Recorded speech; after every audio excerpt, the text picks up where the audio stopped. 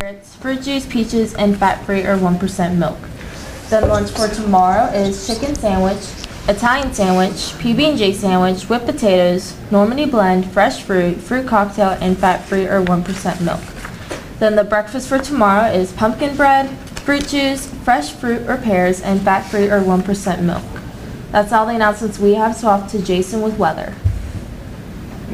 Good morning, Allegheny. Today's weather is mostly cloudy, 15% chance of rain with a high 56 and a low of 47.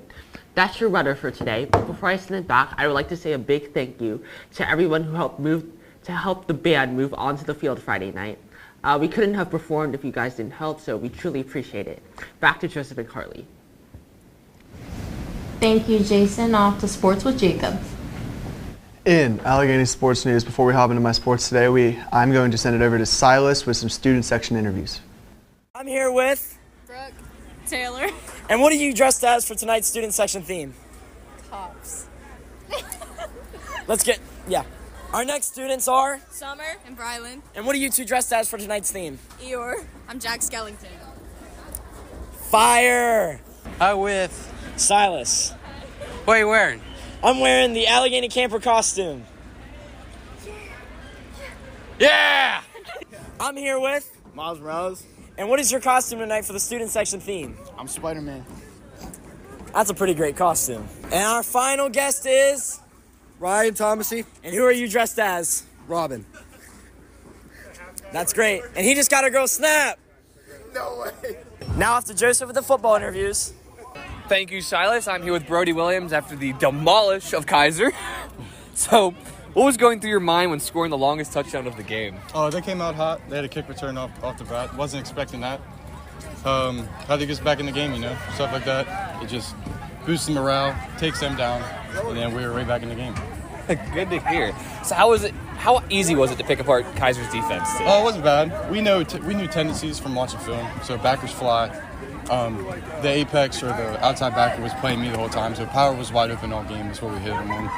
Headed in before halftime. So. Well, no wonder the score was what, 55-13? Yes, sir. All right. Thank you, Brody. And I'm going to set it off to the interview with the three Hansels. All right, now we're here with the three Hansels after the decimation of Kaiser. So, Coach Hansel, what was the strategy for the game that led us to the victory? I see our defense shut down Kaiser on the runs a lot. Yeah, they have a lot of tells, and our kids committed to the game plan, so I was proud of them with that. Pass coverage needs to be better.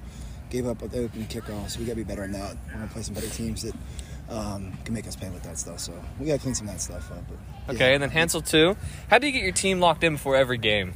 We do a lot of Taiwanese therapy, group sessions, a lot of good stuff. Okay. And then Hansel number 3, what are you doing to prepare for the homecoming game against Fort We're Hill? doing some slumber parties every weekend, working our team bonding exercises. Okay. Thank you, Hansels, and now I'm going to send it back to Fraley. You guys look great. Thank you, Silas and Joseph. The football team came out with the win over Kaiser with the score being 56-13, with Isaiah Fields having 135 yards and a touchdown, and he also had a punt return for a touchdown. And Day Smith ended with 107 yards and 2 touchdowns. Brody Williams just missed 100 yards rushing with 4 carries for 93 yards and 2 touchdowns, and he completed 5 of 8 passes for 81 yards and 2 more scores, both going to Zach Michael on a 52-yard touchdown and a 7-yard touchdown. Their next game is next Friday against Northern. The band went to Southern last night, and even in the pouring rain and very cold and very wet weather, they ended up coming out first place in Group 1 Open with a score of 90.2. Their next competition will be next Saturday, or this coming Saturday at Martinsburg High School for their chapter championships.